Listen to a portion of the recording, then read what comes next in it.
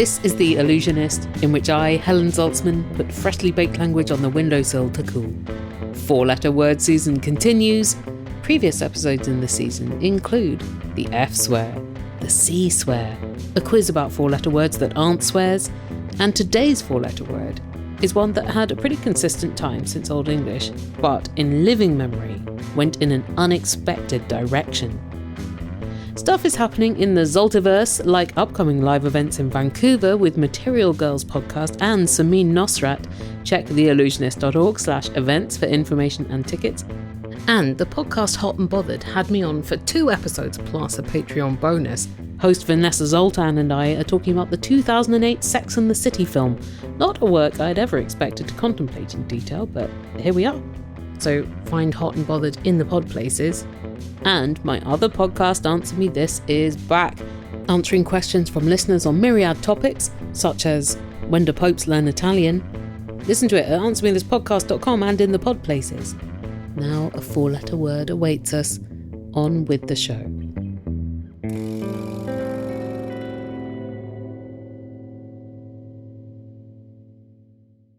A few days ago, it was the 53rd anniversary of an event that had a big linguistic legacy and caused a huge political uproar, and the resignation of Richard Nixon as President of the United States of America. Who here remembers for why? Watergate scandal? Okay. And who here knows what the Watergate scandal actually was?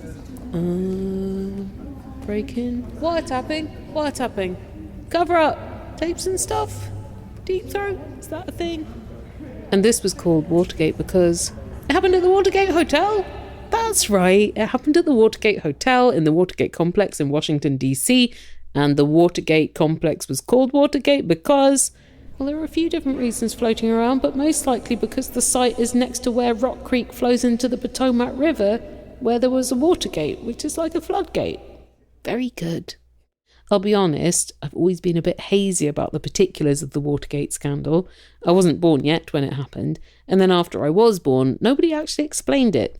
And we didn't have internet yet, and it wasn't in the print encyclopedias yet.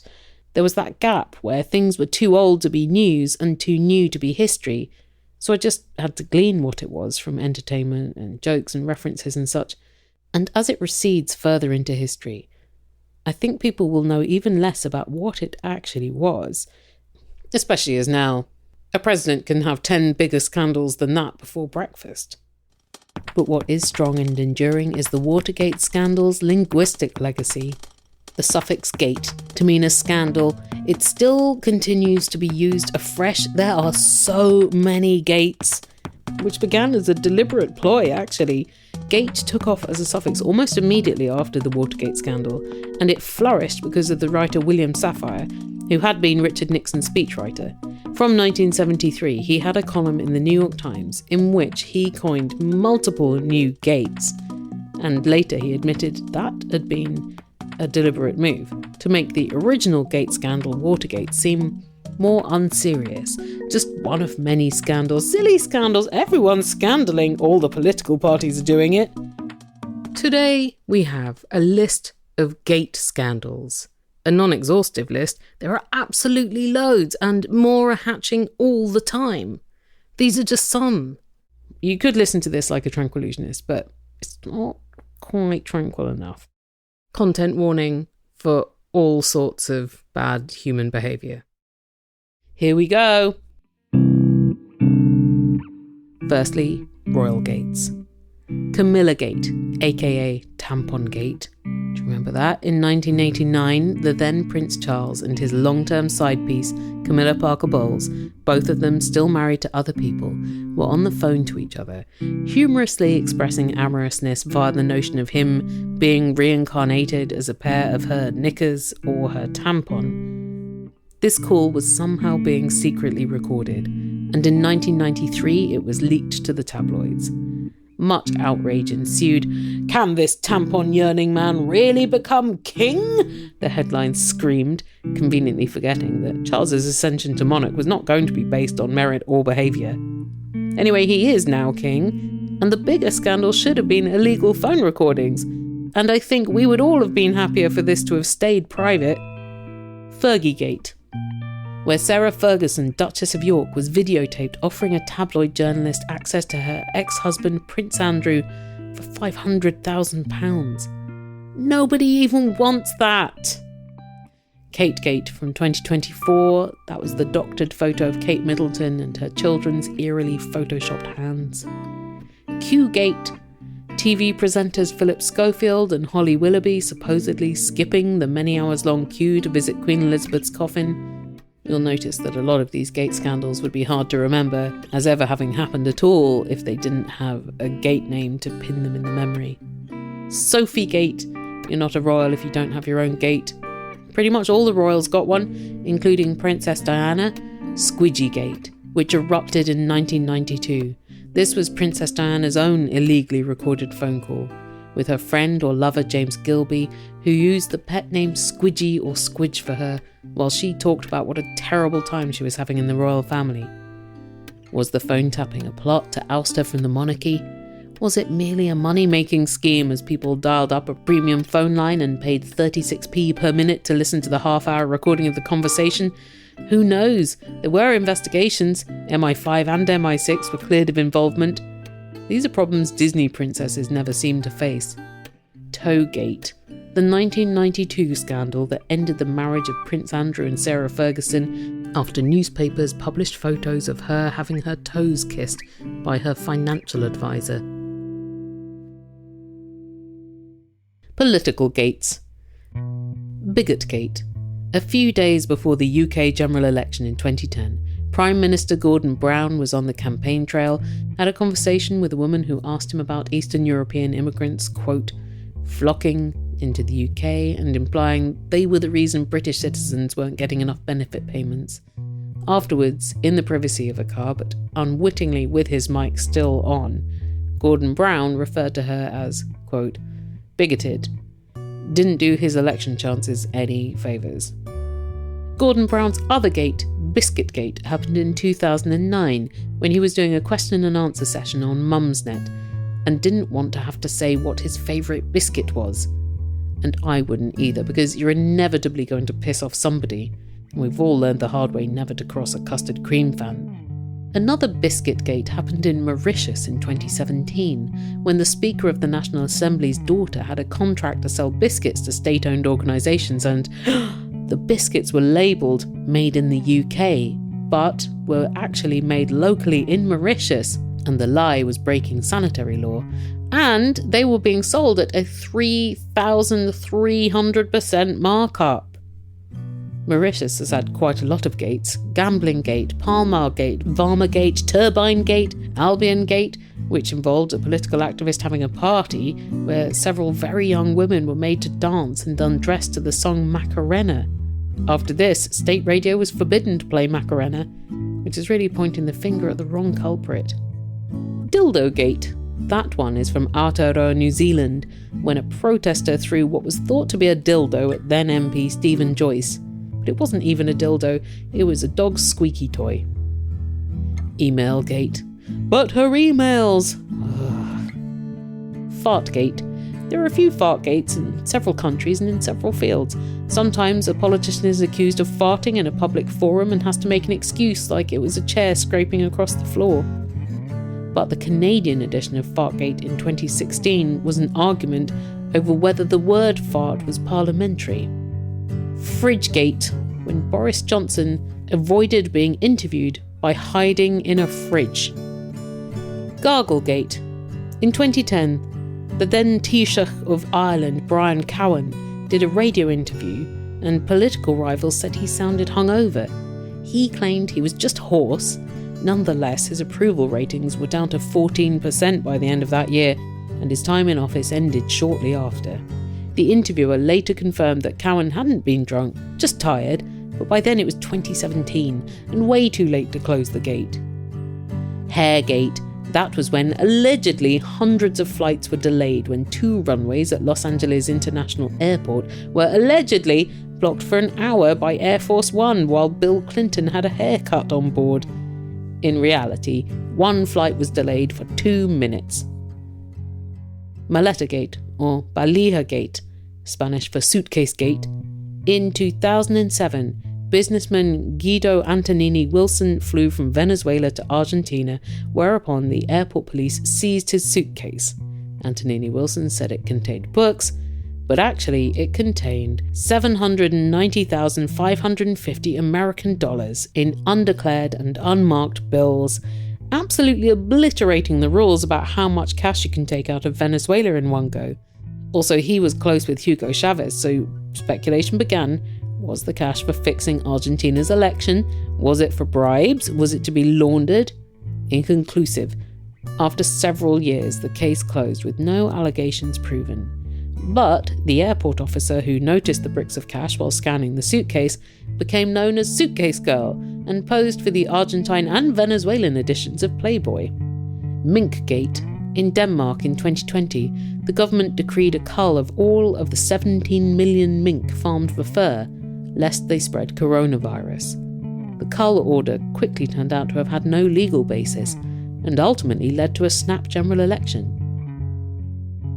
Panama Gate, which is all the political scandals that resulted from the leaking of the Panama Papers. Partygate, when the rest of England was under COVID lockdowns and everyone was forbidden to socialise with other households, then Prime Minister Boris Johnson, eventual Prime Minister Rishi Sunak, and other Conservative politicians had numerous parties. And next up, another Conservative Prime Minister party scandal, Piggate. In 2015, an unauthorised biography was published of David Cameron, who had recently resigned as the British Prime Minister. The book contained the allegation that when Cameron had been a student at Oxford University, he had put his genitals into the mouth of a dead pig. And through all the political turmoil and misery that has happened in the decades since, sometimes I do still think, well, at least we had Piggate. The best night ever on Twitter. Piggate really brought us together. Pizzagate. This was when then New York City Mayor Bill de Blasio ate a pizza with a knife and fork. Scandal! To New Yorkers, you know where eating pizza with a knife and fork is unremarkable? Italy. That is still better than the other political Pizzagate, the conspiracy about the Democrats running a sex trafficking ring out of a pizza restaurant. A third Pizzagate, yes! This time it's David Cameron again, and then Chancellor George Osborne and Boris Johnson eating pizza together in 2013. What's so outrageous about that, you ask indifferently, already glutted with Pizzagates? Well, the British GDP was plunging while they ate margarita pizzas that cost £22 each, and had what was described by eyewitnesses as a raucous time. Plebgate, also known as Gategate. Finding a way for your scandal to be called Gategate is surely the ultimate aim of the people who coined gate scandals. This one was in Britain in 2012, when Conservative MP Andrew Mitchell was riding his bike out of Downing Street. The police refused to open the big gates for him and told him to walk through the pedestrian gate. Mitchell supposedly swore at them and called them plebs. This led to him resigning, but also because the accusations and witness statements may have been false, 7 police officers were found guilty of misconduct and one even received a year prison sentence. However, Mitchell lost a libel case about it because the judge decided he was likely enough to have said pleb or sufficiently similar. In the fight between Conservative MPs and the Met Police, there are no heroes to root for. Slightly better known Bill Clinton scandal than the haircut one, Sexgate, aka Zippergate, aka Monica-gate, aka Lewinsky-gate, but not Bill-gate or Clinton-gate, even though he was the element that made this a scandal. Signalgate, that's from this year. That was when the editor-in-chief of The Atlantic magazine was accidentally added to the US government's Signal group chat discussing military operations. Trousergate, in 2016, the UK Prime Minister Theresa May was pictured wearing a pair of brown leather trousers that supposedly cost £1,000. Food gates now. Buttergate. In 2021, the scandal that Canadian butter had become more difficult to spread. It was not softening at room temperature as much as it used to. At first, the Canadian cold weather took the blame, but after a while, attention shifted to farmers feeding cows too much palm fat. Donutgate. In 2015, singer Ariana Grande was caught on camera licking donuts in a donut shop and complaining, "I hate Americans, I hate America, this is disgusting." Horsegate, or Horsemeatgate, the 2013 scandal when it was found that across Europe, some meat being sold as beef was actually horse. Nutellagate, when Columbia University found it was spending $5,000 a week on Nutella because students were stealing so much Nutella. And the student journalist who broke that story went on to win a Pulitzer Prize. Not for the Nutellagate reporting. Maybe she could get a retroactive one. Oniongate. In 2015, the then Prime Minister of Australia, Tony Abbott, was videoed biting into a whole raw onion like an apple, including the skin. Australians, explain to me why this was bad. This was surely the least worst thing he did. Pastagate. In 2013, the government agency in Quebec that determines language matters, and specifically the use of Quebec French, sent a warning letter to an Italian restaurant in Montreal saying it was breaking language laws because on the menu of this Italian restaurant there were words that were not French, like pasta. That was Pastagate. This is Pastigate. In 2012 in Britain, when the Tories were going to start charging tax on Cornish pasties, people were livid. But very quickly it turned out that the Chancellor George Osborne couldn't even remember ever eating a pasty. Prime Minister David Cameron said he did one recently at Leeds Station, but was caught in a lie because the pasty shop at Leeds Station had shut down 2 years before. So the Tories backtracked on the pasty tax, and if you are ever feeling disheartened, I want you to remember Pastygate and say to yourself, protest works. Winegate. From 1973, so that is how quickly Watergate turned into Winegate. The so-called Nixon of Bordeaux had been bulk buying cheap wine, rebottling it and selling it as far more expensive types of wine. The French wine industry was rocked for years.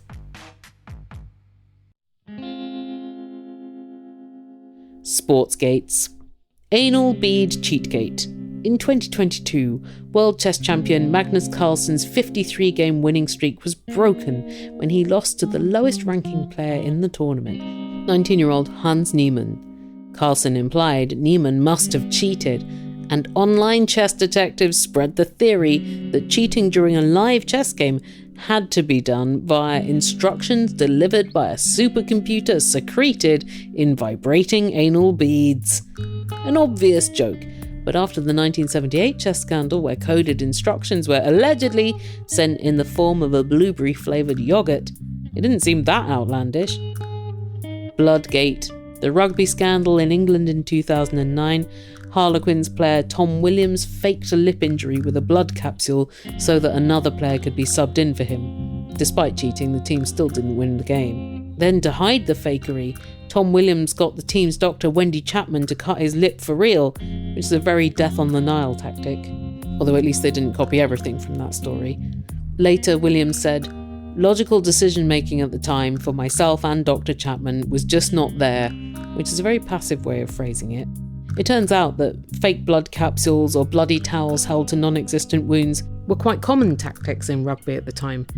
If that's the case, if they'd had that practice, why did the fake blood look even less convincing than Halloween costume blood? Gotta get the details right, gate makers. Broomgate, the 2015 scandal of new curling broom heads being too good. Deflategate, the 2015 scandal in the NFL about deflated balls. I would try to explain it, but everything NFL related makes my head shrivel like one of the illegally deflated balls. Fartgates, sporting versions. Again, several fartgates, several places, several sports. Choose your fave. Hockey players farting or darts players farting and putting off their competitors with stench. FIFAgate, another scandal from 2015. What a big year for gates. This one was bribery, fraud, tax shenanigans, racketeering and money laundering within the football governing body FIFA. Gamergate. a campaign of abuse and harassment against women in gaming and against the concepts of progress and inclusivity.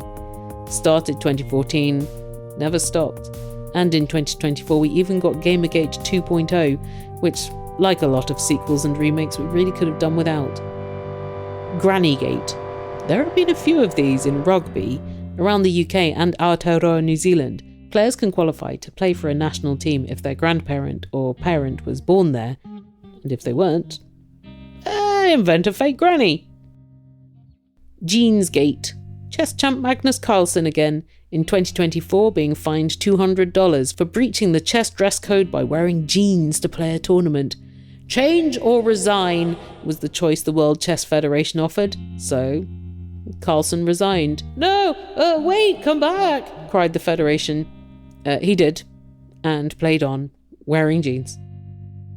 Pizzagate! Yeah, another one. Football this time, when Arsenal player Cesc Fabregas threw pizza at Manchester United manager Alex Ferguson.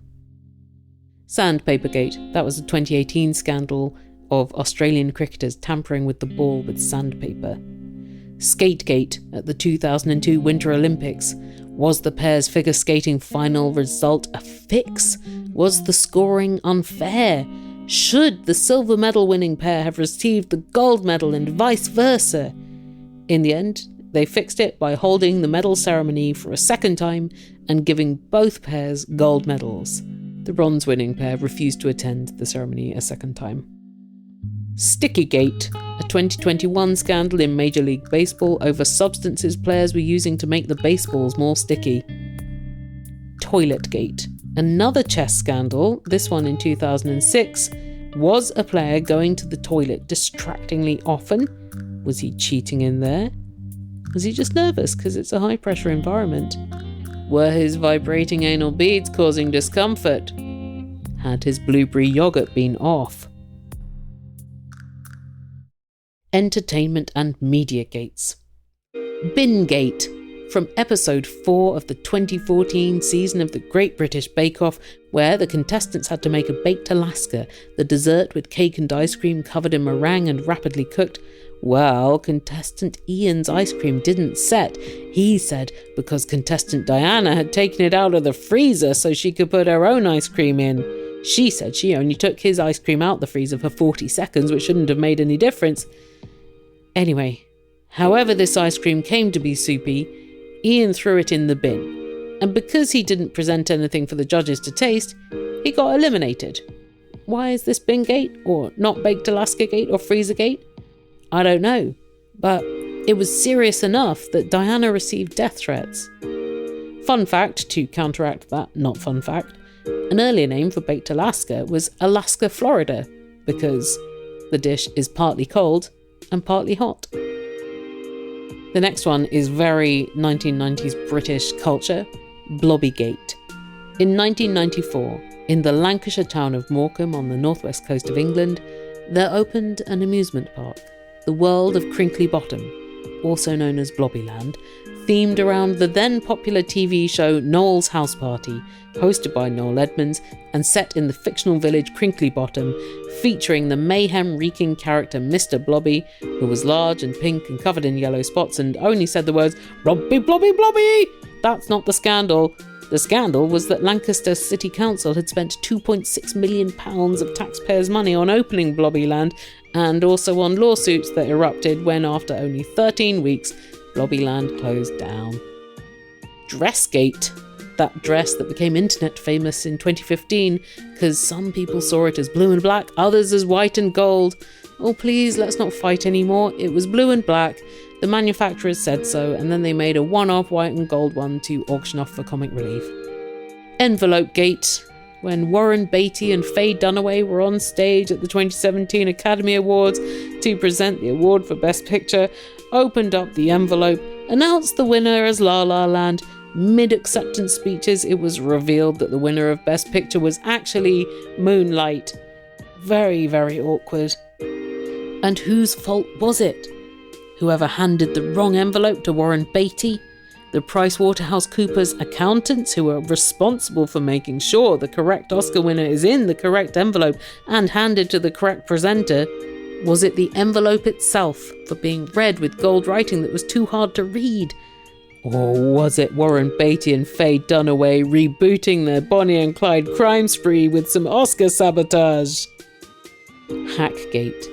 In 2011, the British tabloid The News of the World was shut down because since the 1990s, it had been hacking the phones of thousands of people, including celebrities, footballers, the royals, politicians, and also the families of soldiers killed in action and victims of the 7/7 bombings in London. They even hacked the phones of murdered children. And that is what brought down the empire of Rupert Murdoch. Oh, wait. Nipplegate, the 2004 Super Bowl bodice rip that led to stricter censorship on American TV, more fines in American sports for obscene language or behaviour. It tanked Janet Jackson's career for years and had pretty much zero negative impact on Justin Timberlake. That is the real outrage.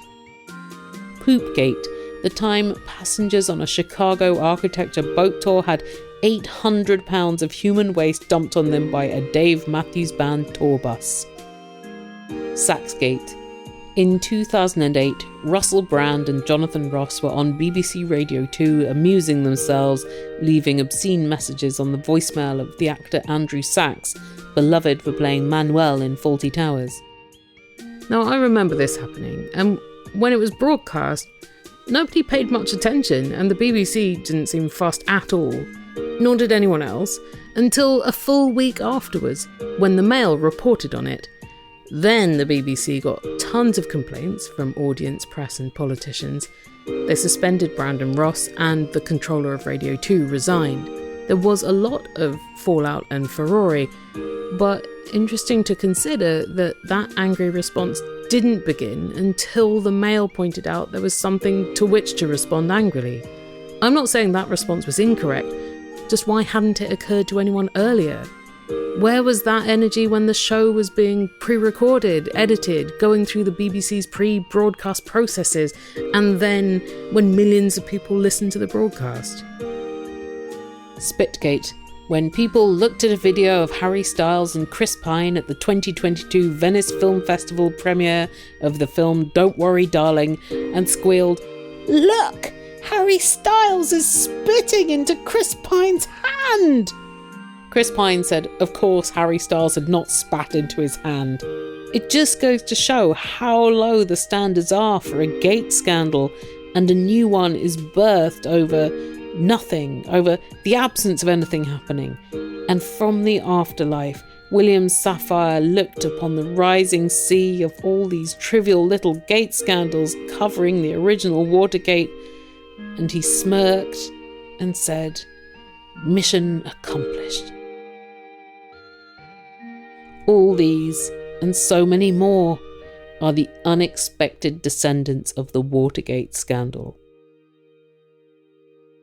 The Watergate complex is in the neighbourhood of DC known as Foggy Bottom, and the Watergate complex, while being built, had the working title of the Foggy Bottom Project, which would have been very cool if they'd kept that name, because scandals would have to be called Bottom instead.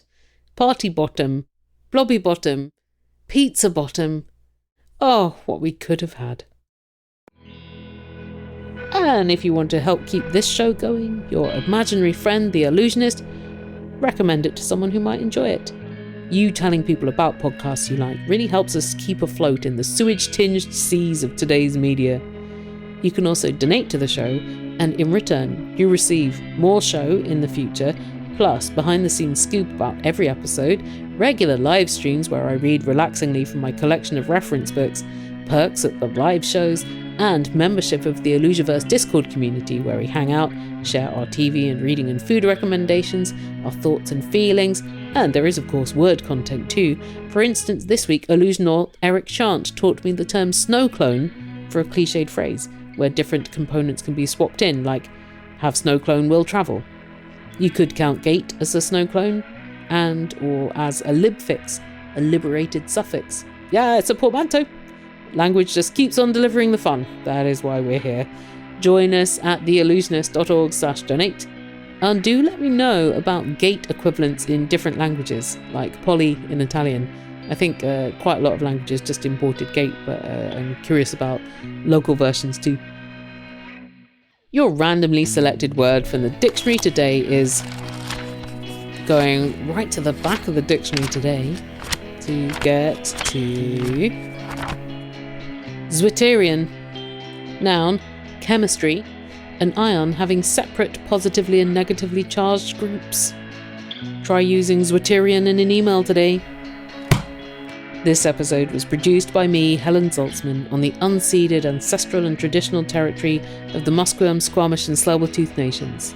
The music is by the singer and composer Martin Austwick of palebirdmusic.com. Find Allusionist Show on Instagram, Facebook, Blue Sky and YouTube, and you can hear or read every episode, see the full dictionary entries for the randomly selected words, get more information about the topics, like learn more about some of the gates, and keep track of events coming up like the live shows, all at the show's forever home, theallusionist.org.